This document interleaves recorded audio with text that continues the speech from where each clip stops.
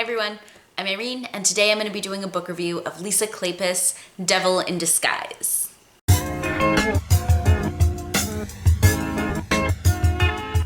This is a recent release. I believe it came out last week. It follows Lady Merritt Sterling, who is a widow, part of the Westcliff family. So this one is the Wallflowers meet the Ravenels, and I can fully understand exactly why. Is it the Ravenels? Yeah, I think actually it is the Ravenels, but I'm not really sure exactly why it was the Ravenels. The Wallflowers make sense. But anyway, it's neither here nor there. It follows Lady Merritt Sterling, who's a widow, and she is one of Lord Westcliff's daughters. She's working for her late husband's shipping company, and she meets Keir. I don't remember his last name, but he's a Scotsman, and basically he is super pissed because his entire whiskey shipment basically got totally botched. And she's over here meeting him. Her brother basically brings him over to her so she can patch things over. As soon as she meets him, it's very insta-lovey, I will say, because as soon as she meets him, she's just like, oh my God, I have to have him.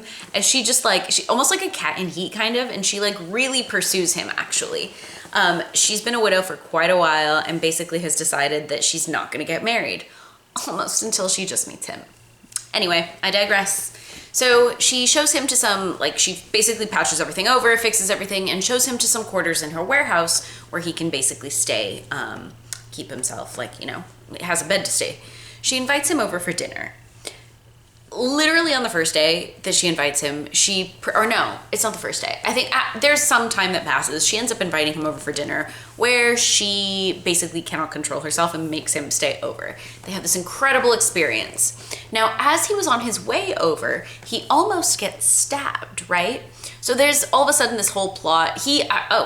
I'm sorry, before all that, he actually ends up going over to Jenner's and offers them a cask of his whiskey. He is a whiskey distiller.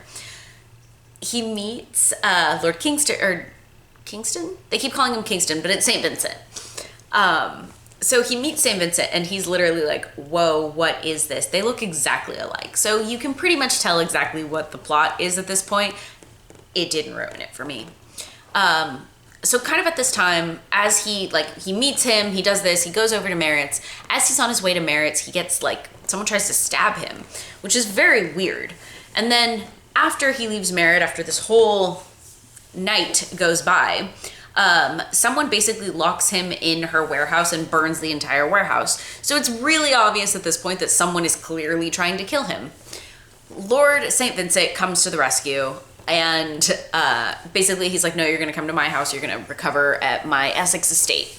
Merritt's like, oh, we're engaged. So she has to go with him.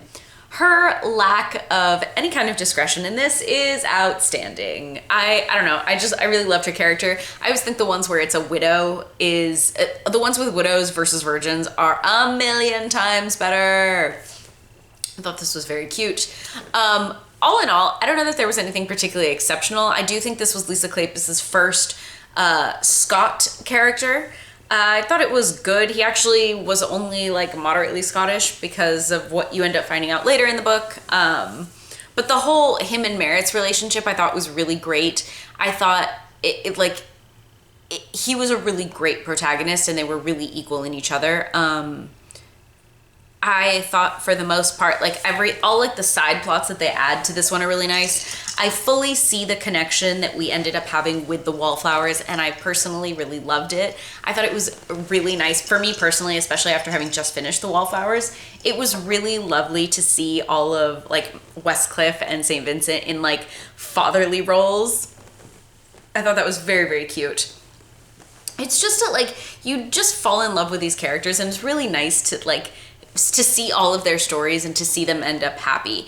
I love that there's always someone getting stabbed. Dr. Garrett Gibson shows up in this one, so does Ransom, doing basically their respective jobs, as you would think. But the banter between all of them and the friendships between all of them are really what kind of I keep going back for. And this was no disappointment. I really enjoyed it.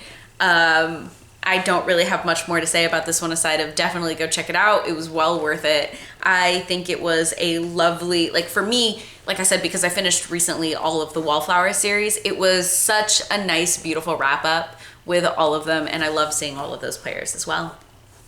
Let me know what your thoughts were on this book, and I think I'm going to be taking a break on historical romance for a bit. I say that, who knows? Probably not. Anyway, I'll see you guys soon. Bye.